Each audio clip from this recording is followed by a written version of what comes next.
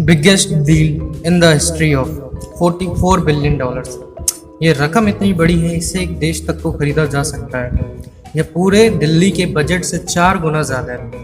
Elon की total network का ये 4/20 पार्ट है। पर क्यों यूएई के प्रिंस और यूएस गवर्नमेंट की SEC एलोन के ट्विटर खरीदने के खिलाफ है?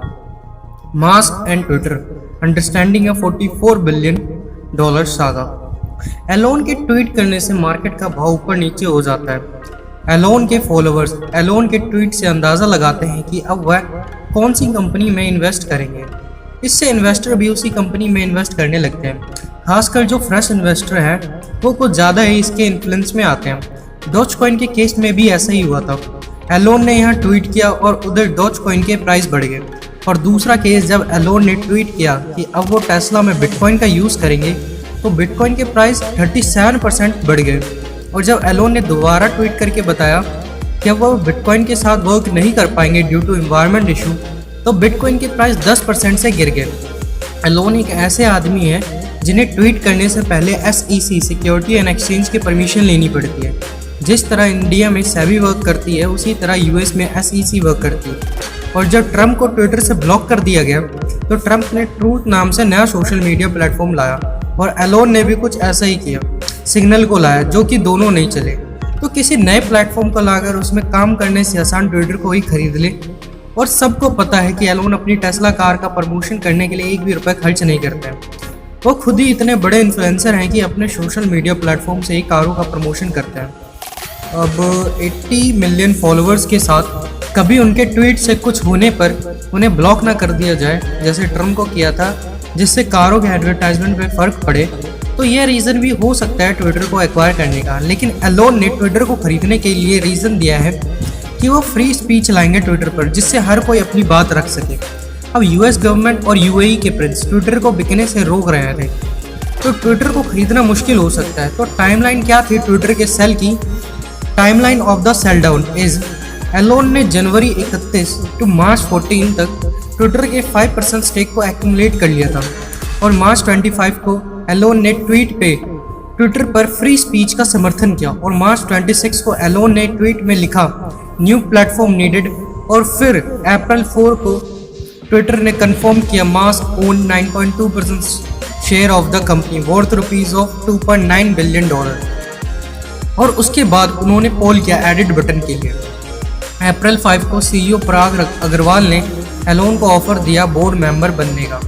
अप्रैल 10 को एलोन ने मना कर दिया, क्योंकि अगर वो कंपनी के बोर्ड मेंबर बन जाते हैं तो वो 15% से ज़्यादा स्टेक नहीं ओन कर सकते कंपनी के अंदर।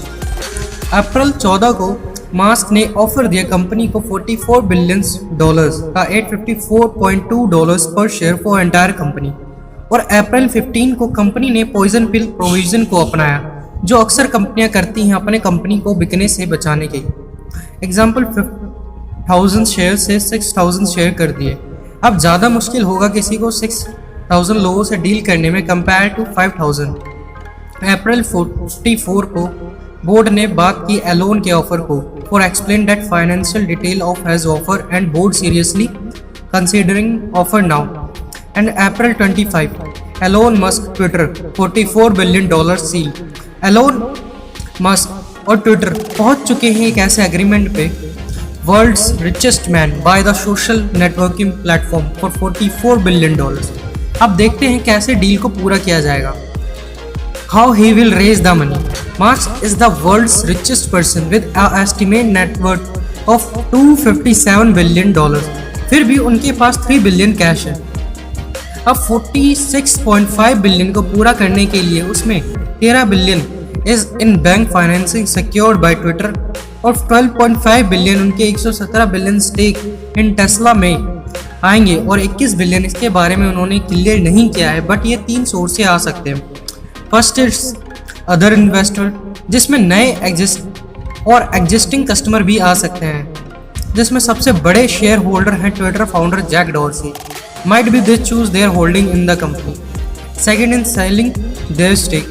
मास्क के पास इतने पैसे हैं कि वो खुद भी कर सकते हैं, पर इसके बावजूद वो टेस्ला के शेयर के बदले लोन लेकर करेंगे। फिर भी वो $21.6 बिलियन स्टेक रहेगा और वो हो सकता है वो अपनी दूसरी कंपनियों के शेयर भी बेच दे, like SpaceX and boring companies, but they are much less liquid.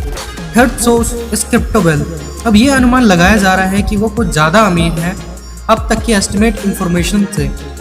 बस प्राइवेट वेल्थ इज लिमिटेड, और उन्होंने जितना बताया उससे कहीं ज़्यादा पैसे हो सकते हैं इन क्रिप्टो में। ही ओन्स बिटकॉइन एंड डोजकॉइन, जो हमें रिसेंट ईयर्स में पता चला है। अब इस डील के बाद पराग अग्रवाल का क्या होगा? अप्रैल 14 को उन्होंने ये कहा था कि he did not have confidence in Twitter management. Analysts की माने तो Agarwal not retain as Twitter CEO more. अगर अग्रवाल को CEO से टर्मिनेटेड किया जाता है within 12 months of change control, तो उसे base salary plus accelerated vesting of equity awards मिलेगा, डेट इज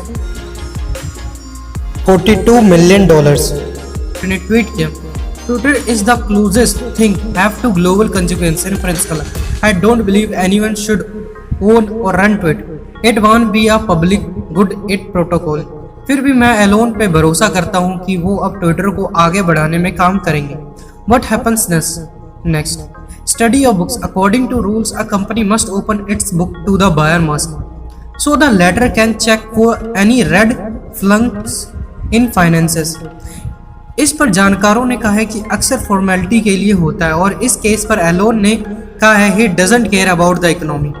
अब कंपनी बिक जाने से कंपनी का इमेज इंडस्ट्री में क्या रहेगा? अब 22 मई को ट्विटर शेयर होल्डर्स मिलेंगे फॉर कंपनी की एनुअल मीटिंग। एक अच्छा टाइम रहेगा फॉर वोट।